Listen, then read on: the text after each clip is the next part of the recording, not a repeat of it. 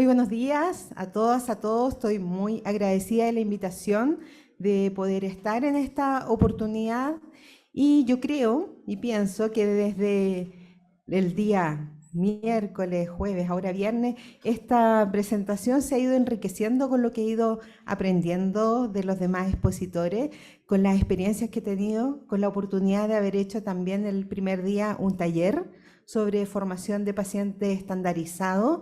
Así que vamos a ir, la idea en el día de hoy es hacerles una presentación, tratar de sintetizar algunas ideas interesantes acerca de lo que podemos llamar la simulación humana. El lado humano de la simulación, como aparece en algunos artículos, porque esto de la simulación tiene muchas, y ustedes como integrantes, como miembros de distintos centros, seguramente tienen esta doble militancia, ¿cierto? De la simulación con los maniquíes, con los fantomas, con distintos grados de fidelidad. Y también contamos en nuestros centros con equipos humanos de personas que, ya los vamos a ir viendo, cumplen un rol fundamental en el desarrollo de habilidades no técnicas, aunque eso también engloba varias habilidades. Yo me voy a referir básicamente a los aspectos de la comunicación.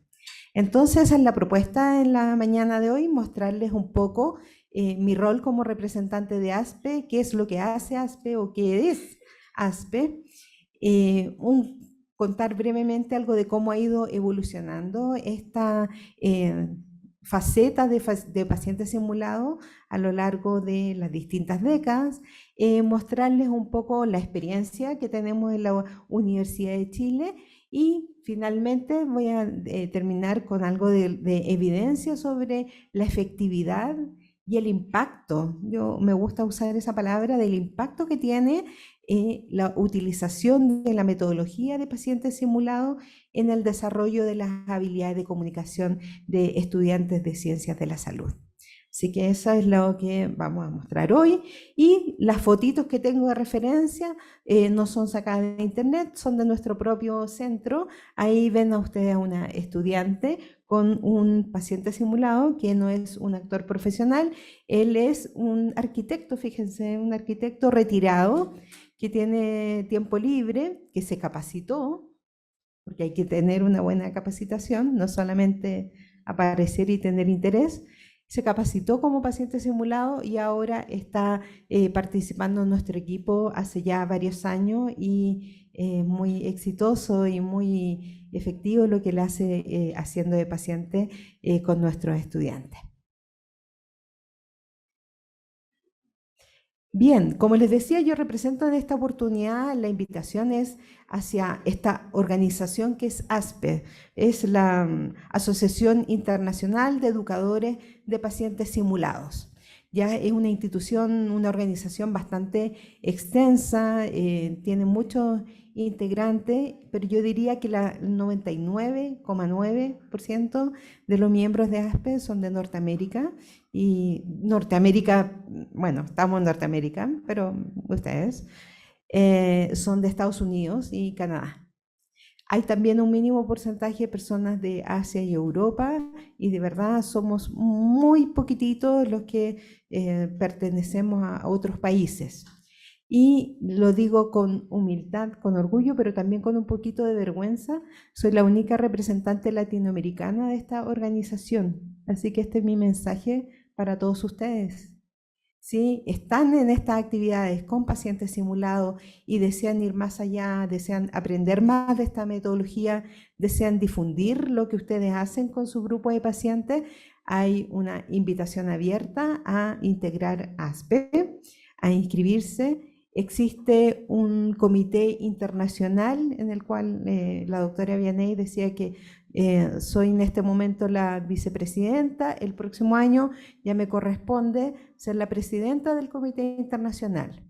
Y se lo menciono no para dar aire, sino para invitarlos, porque de verdad no solo yo dije, a lo mejor soy la única chilena, no, soy la única sudamericana, no. Soy la única latinoamericana del Comité Internacional. Y eso no puede ser. Nosotros tenemos una gran voz, tenemos muchos centros, participamos en múltiples actividades, entonces podemos contribuir y aportar al desarrollo de esta área. Así que ASPE me pidió que estuviera en esta oportunidad con ustedes y para mí, que ya voy a las conferencias anuales de ASPE, presentamos trabajos, es una organización que es muy colaborativa, que recibe a todos. Acá el equipo de la UNAM pudo estar hace poco en esta, acá los doctores pudieron estar en esta organización. Y recalco que el grupo de acá de Gaby, de la doctora Vianey, del doctor Hugo, fue la primera vez que se hizo una conferencia totalmente en español en ASPE, fue el grupo de acá de la UNAM. Así que a mí me tocó presentar como representante de la FLASIC, que es la Federación Latinoamericana, pero ellos pudieron presentar en español y esto fue como un hito, de que tanto que se habla de la diversidad, bueno, que haya también diversidad lingüística y cultural, que es también lo que hemos hablado a lo largo de estas sesiones, cómo nuestra cultura puede impactar en estas actividades. Bien, ASPE se encarga y su misión última es desarrollar el profesionalismo de esta área que son los pacientes simulados. Entonces, hay un grupo importante que son educadores de pacientes simulados, es decir, que podemos ser distintos profesores de facultades, coordinadores de centros de simulación, pero también hay un gran equipo en ASPE que son actores, algunos profesionales, otros no, y que todos ellos son pacientes o participantes simulados en distintas instituciones, ya la gran mayoría de universidades y otras de hospitales o de distintos centros privados también. Entonces, ASPE en su misión de avanzar en lo que hemos hablado acá desde el día 1, que es la seguridad y el profesionalismo en nuestras actividades, también tiene sus estándares. Ahí hay una infografía en la cual engloba cuáles son los principios y los valores que congrega ASPE y cuáles son los distintos dominios. No me voy a referir a eso porque si no estaríamos harto rato en esto, pero ustedes lo pueden consultar porque en la página web de ASPE, que se las voy a dejar al final, están los estándares de las mejores prácticas y dice ahí cuáles son los dominios, cada uno de ellos tiene asociado distintas metas, distintos propósitos de cómo deben ser llevadas a cabo las actividades con pacientes simulados, en términos de la seguridad física y psicológica para ellos, para los pacientes simulados, como también para todos los participantes de las actividades, como también se preocupa del desarrollo de casos, de la gestión de programas y de la formación continua que ellos deben tener para todas sus labores. Afortunadamente, ya que hay una traducción al español de estos estándares, como ven, hay traducciones al árabe, chino, chino tradicional, francés, japonés y turco también. Y aquí tengo el honor de haber participado como autora de los estándares en español, que me interesaba mucho de que existiera también esta bajada, porque no es solamente una traducción literal, sino que es una traducción con adaptación cultural. Y eso también la cultura sabemos acá que importa. Estos estándares, de todas maneras, como también lo dije en la primera mesa redonda, hay una permanente actualización porque son dinámicos, pero todo lo esencial lo van a encontrar ahí en esta página web y como les digo, es de libre consulta. ASPE es una institución muy, muy extensa, tiene conferencias anuales, hasta ahora todas se han llevado a cabo en Estados Unidos, se va a hacer el próximo año en Canadá, ya se van a abrir las inscripciones para presentar trabajos, así que espero ver a algunos de ustedes allá en el próximo año y que podamos compartir también en torno a esto, ¿cierto? Vamos a mandar algún trabajo. Siempre son muy bienvenidos, hay distintos formatos, hay conferencias magistrales, todo como en los distintos congresos. Así que es una bonita oportunidad, especialmente no solo de ir a presentar, sino de conocer colegas que alrededor del mundo están haciendo estas actividades. por lo menos para mí ha sido muy enriquecedor porque, por ejemplo, me ha tocado estar con colegas de Japón o de Omán, con personas musulmanas. Entonces, cómo las distintas culturas tratan, por ejemplo, el examen físico en paciente. Ellos no lo tocan. En Japón, por ejemplo, la simulación con pacientes simulados también tiene lo que es el contacto visual, es más restringido. Nosotros los latinos somos mucho más dados a abrazar, dar besos, saludar de una manera como bastante más tensa, y para ello el contacto físico o visual es más, hay que respetar también ciertos límites con ello. Entonces, muy interesante poder ver cómo transmitimos la empatía. Sí, estamos, sí, digo, pero a ver, para mí empatía es llegar y darle un abrazo a alguien si está pasando por un mal momento. No, porque puede que te encuentres, y en un mundo tan globalizado, nos vamos a encontrar con personas a los quienes también hay que respetar sus límites, tanto físicos como de comunicación, como de empatía. ¿Cómo entregamos una mala noticia? ¿Cómo tratamos de ser empáticos cuando alguien está pasando por una situación difícil? ¿Cómo nos comunicamos con el resto del equipo sin pasar a llevar el rol del otro? Todas esas comunicación difíciles y actividades las podemos practicar con pacientes simulados. Y van a ver lo efectivo que es si es que no lo han estado haciendo. Solo un poquitito para mostrarle un poco de historia. Esto parte, si bien se puede haber hecho role-playing mucho antes, pero el doctor Burroughs fue el primero, el pionero en hacer esto en los años 60. Siempre se nombra al doctor Burroughs, pero yo busqué ahí quién era su paciente simulada y era Rose Williams, McWilliams. Así que la nombro porque ella fue la primera paciente simulada, documentada en la historia. A ella le tocó hacer un rol de paciente neurológico muy complejo, porque involucraba una hemiplegia, trastornos del hablado del lenguaje, unas alteraciones sensoriales. Entonces, no fue un paciente simulado típico, sino que un paciente estandarizado, bien, con harta complejidad. Con el doctor Burroughs, que él era neurólogo, y puso a Rose haciendo este rol. Esto se expandió porque se vio los beneficios que tenía usar esta metodología, que estaba muy en pañales, no había detrás un constructo teórico, sino que solamente poner a los estudiantes a darles un ejemplo en años, en décadas en la que no podía mostrarle un video de YouTube. Oye, así es un paciente neurológico, ¿cierto? Había que recurrir a todo el ingenio de esa época.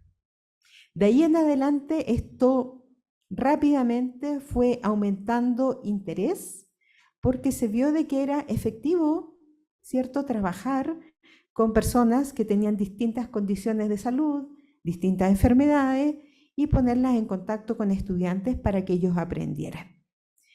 Como les digo, se fue expandiendo en los años 80 y en adelante, también fue avanzando la tecnología, comenzaron los OSCIs, que son los distintos ECOE, ¿cierto? Estos exámenes donde los estudiantes pasan por distintas estaciones. Algunas de ellas tienen estaciones de alta fidelidad y otras también tienen estaciones con pacientes simulados a los cuales tienen que atender en consulta, hacer un examen físico, dar consejería, etc.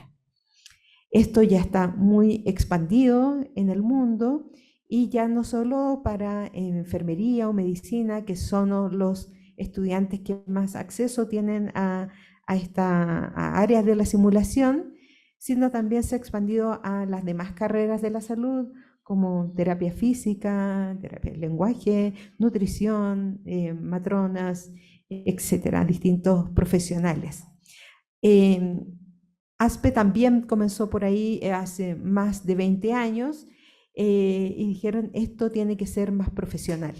No puede ser de que yo le pida a mi hermano, a mi tía, a mi prima, de que por favor mañana tengo un examen con estudiantes, ven a ser de paciente y te va a tocar esto. En mi experiencia a mí me tocó hacer años atrás, me dijeron, puedes venir un día y tienes que hacer este rol, y yo, bueno, lo hago, pero claramente uno no tiene una preparación, y para esto hay que estar preparados como para cualquier otra labor si la queremos hacer con criterios de excelencia y profesionalismo. Como les digo, ahora ya está mucho más expandida una metodología como tal. Tiene constructos teóricos, tiene bases, tiene fundamentos, tiene maneras de hacer las cosas, protocolos, y tiene esta oportunidad que son los congresos anuales en los cuales uno aprende y se actualiza respecto de técnicas para entregar mejor este servicio que va en directo beneficio de nuestros estudiantes. Hemos estado utilizando quizás indistintamente como sinónimo las palabras paciente simulado, paciente estandarizado, es lo mismo, es distinto. Les doy la definición que tiene acá la SSH, ¿cierto? De que es una persona entrenada en representar a un paciente real con el objeto de simular sus síntomas y problemas y ser útiles en educación, evaluación e investigación. Esta es la definición textual y también la pueden encontrar en la página web de SSH, en el diccionario de simulación que también está en el español, así que ahí pueden revisar este concepto y cómo se aplica. Entonces tenemos a alguien que está entrenado. Ahora bien, hay una sutileza en el lenguaje que también la tienen en idiomas inglés, por ejemplo, la diferencia entre simulated y standardized es también lo mismo. Si vemos la definición de ASPE de quién puede ser un paciente estandarizado, efectivamente es un paciente simulado, pero que su representación representa consistencia, exactitud, puede ser altamente repetitivo y por lo tanto se aplica cuando uno tiene, por ejemplo, un examen de título, una evaluación que se llama el high stakes, que son estas evaluaciones donde se requiere que el rol sea realizado con mucha fidelidad. Así que esa es un poco la distinción que es bastante sutil y en general podemos hablar de paciente simulado estandarizado cuando requerimos que este rol sea recreado de una manera muy eficiente y sin variaciones. Por ejemplo, un paciente estandarizado, si tiene a alguien, no sé, a las 9 de la mañana haciendo el rol y pasan 50 estudiantes durante el día, en la tarde, aunque esté cansado, tiene que recrear ese rol de la misma manera y dar las mismas respuestas a los estudiantes y comportarse de la misma manera. ¿Por qué? Porque ese estudiante tiene que ser evaluado de una manera que sea objetiva y todos tienen que ser evaluados de la misma manera.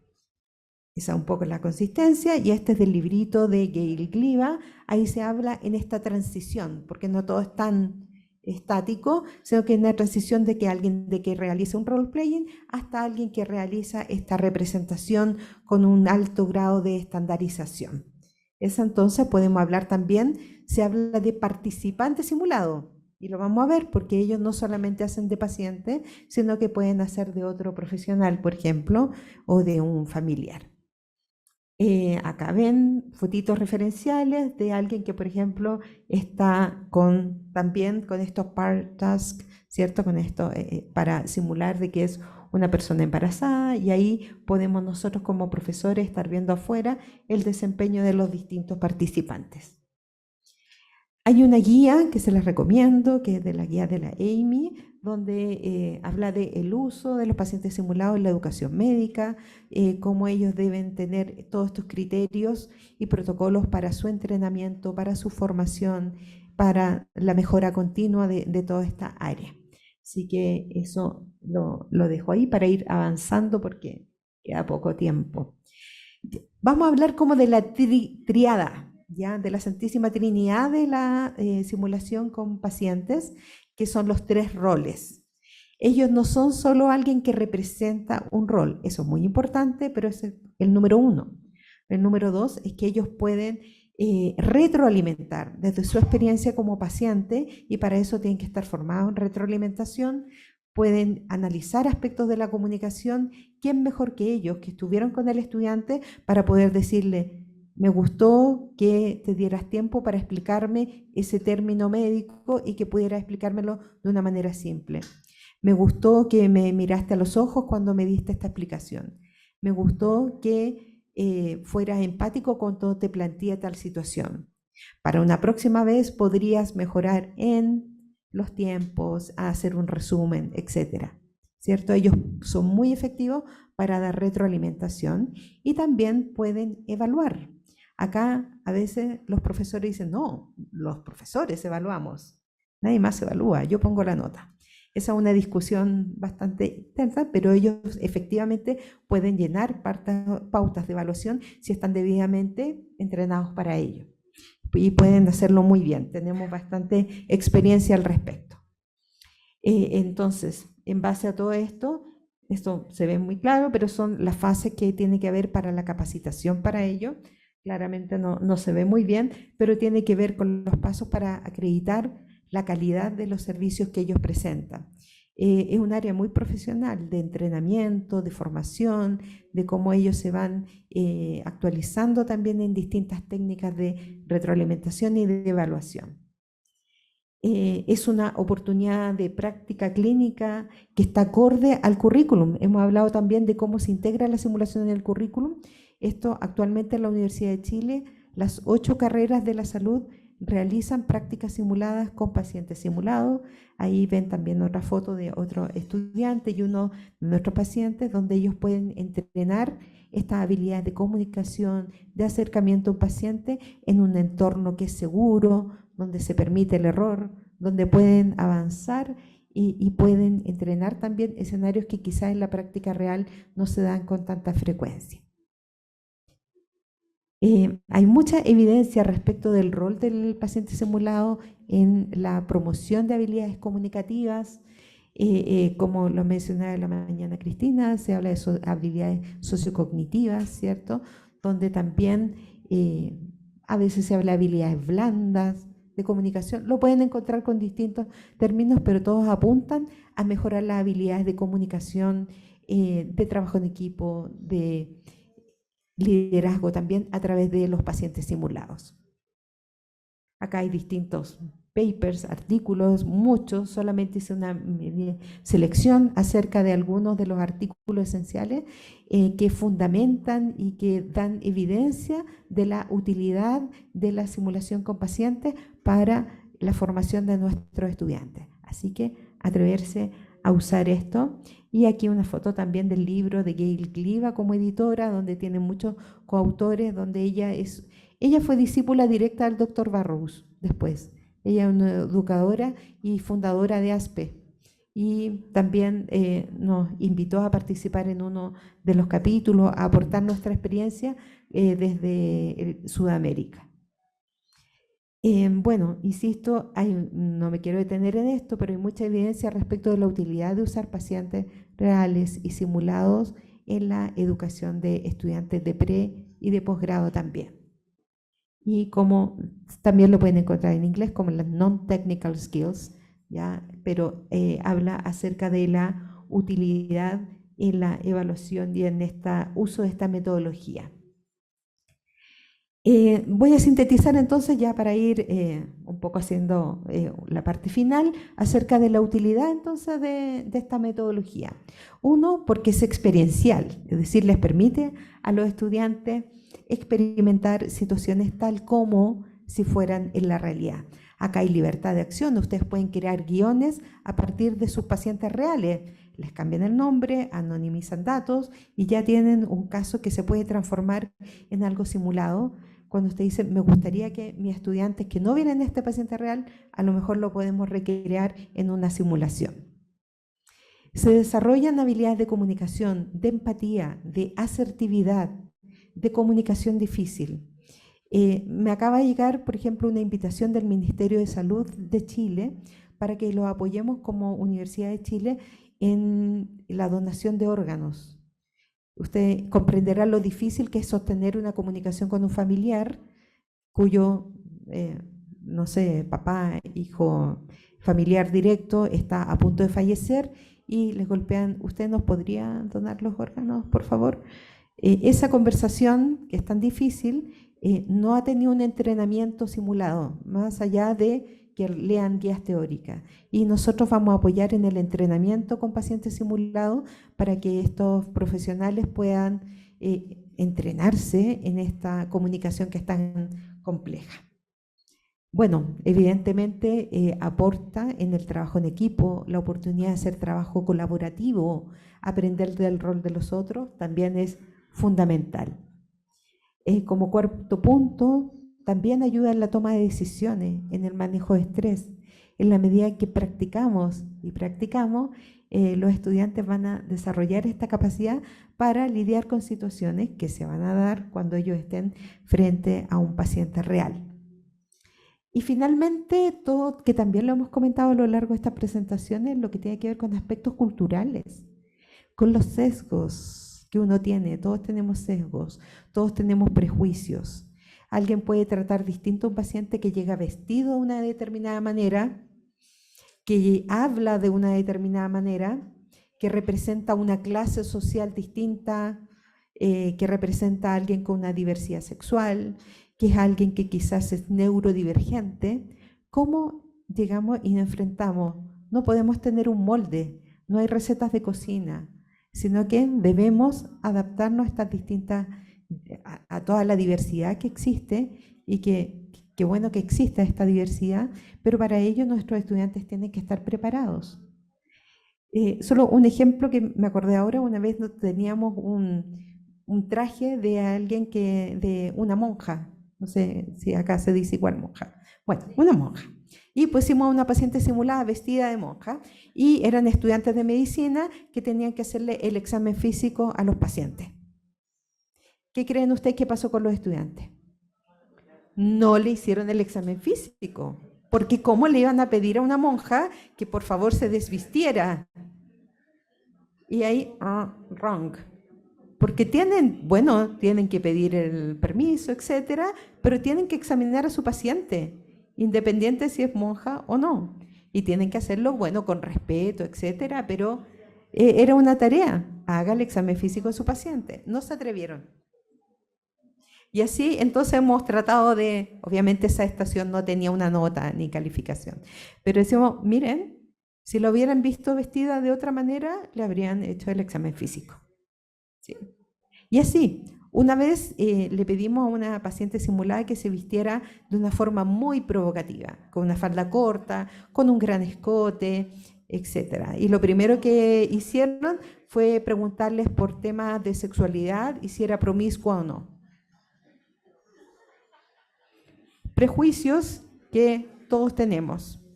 Por eso es importante practicar, no juzgar, preguntar, realizar preguntas con respeto. ¿Y qué mejor manera que hacerlo a través de nuestros pacientes simulados?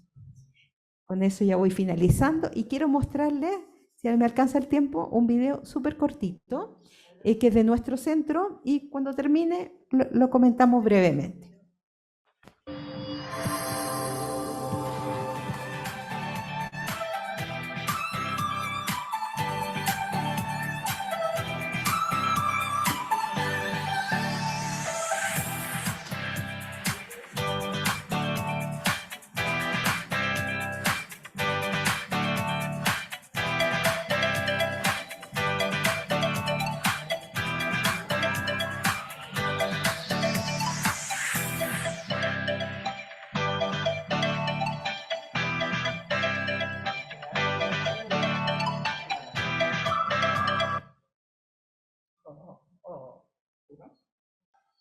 Bien, estos son nuestros estudiantes de medicina, Universidad de Chile, esas son dependencias de nuestro centro y ahí le pusimos un acrónimo que se llama ECLIPSE, Encuentro Clínico con Pacientes Simulados Estandarizados, para diferenciarnos del ECOE clásico, que son estas estaciones tan breves, y donde el rol que ustedes ven es donde están los pacientes simulados, siendo atendidos por un estudiante, se le hace examen físico y posteriormente ellos vuelven en su rol, de hecho se ubican en una parte distinta y le dan la retroalimentación al estudiante en forma inmediata e individual. Eso también lo tenemos publicado y ha sido, como ven, se está replicando también y lo hemos podido presentar en otros lugares como para mostrar esta multidimensionalidad de nuestro equipo de pacientes simulados que son muy reconocidos a nivel nacional. Eso es con eso quería finalizar, algunas referencias, pero hay muchas para insistir, y quiero terminar dejándole acá el nombre de las páginas web que ustedes pueden consultar, especialmente de ASPE, de ingresar, insisto, en participar. Y solo para finalizar, les cuento que 9 y 10 de noviembre, paso mi aviso comercial, es el Congreso Chileno de Simulación Clínica, donde acá algunos colegas van a asistir, así que lo invito si es que alguno de ustedes desea asistir a Santiago de Chile, a este evento. Muchas gracias.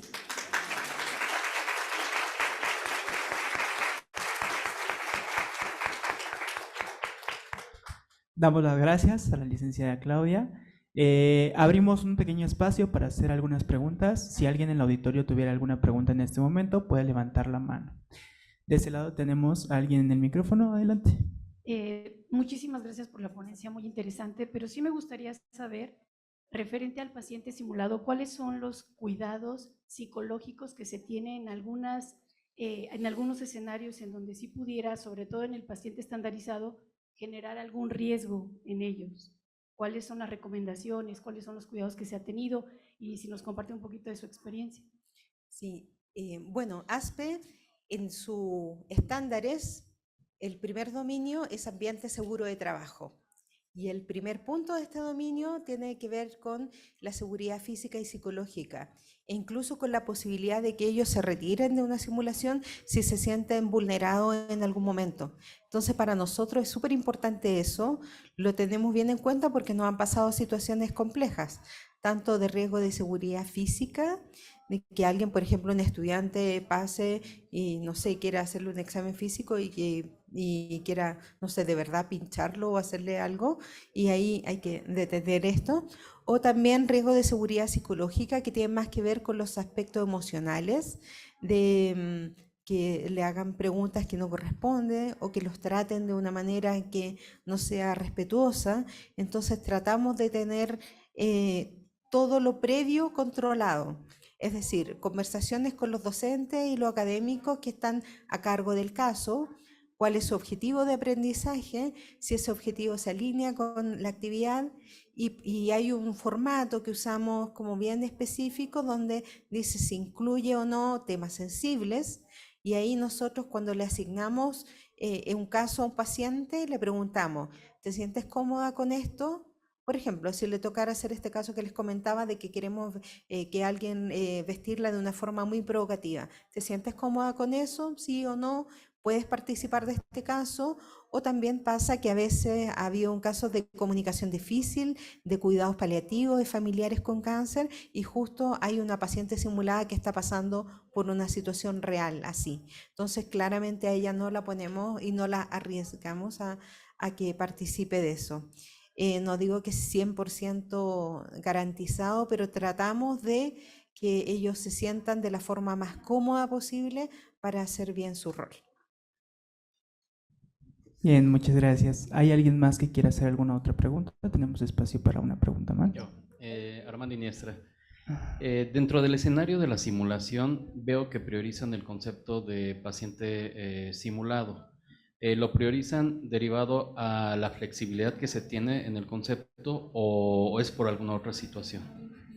Depende de la actividad. En general hablamos el equipo de nosotros se llama equipo de pacientes simulados, pero dependiendo de la actividad decimos esto requiere una actividad importante, es de fin de grado, es una actividad sumativa, es un ECOE, de esto depende una nota del estudiante, entonces ahí vamos a hacer la mayor estandarización posible y ahí usamos el término paciente estandarizado.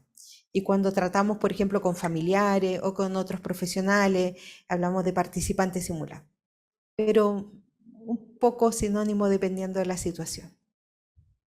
Muchas gracias. Colette nos quiere hacer una pregunta más. Thank you, Claudia. Lovely talk.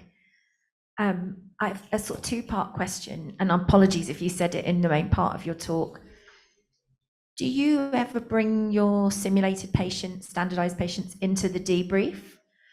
And the second part was, do you have any specific guides on how to de-role them to help them come out of sometimes very emotional, complex roles? Sí, gracias. Lo primero respecto al debriefing, Sí, no siempre, pero hay algunas actividades donde son invitados, no son invitados, son parte de esta actividad donde están tanto los estudiantes como los profesores y ellos para dar su propia perspectiva. A nosotros nos parece muy importante que ellos aporten. De hecho, en distintas publicaciones y todo decimos que ellos son agentes educativos. Ellos no están ahí como actores en un ámbito artístico. Ellos están ahí para apoyar fuertemente la educación de nuestros estudiantes. Por lo menos la Universidad de Chile incluso tienen contrato como profesional y ellos apoyan en esta actividad desde su perspectiva de paciente. Y para el de-rolling, que es muy importante para casos que son muy emocionales o de alto impacto, tratamos primero de tener distintas pausas, tiempos y de que de que ellos tengan el tiempo suficiente para salir del rol, de que haya pausas activas y de que no les toque ese rol en forma tan repetitiva. Yo creo que un rol que tiene alta carga emocional no puede ser parte de un ECOE o algo que dure todo el día, por ejemplo. Entonces tratamos de que sea muy acotado eso para proteger y cautelar ese aspecto. ¿Sí? Ok, muchísimas gracias. Cerraríamos en este momento nuestra sesión de preguntas. Muchas gracias por su excelente presentación y le entrego su reconocimiento.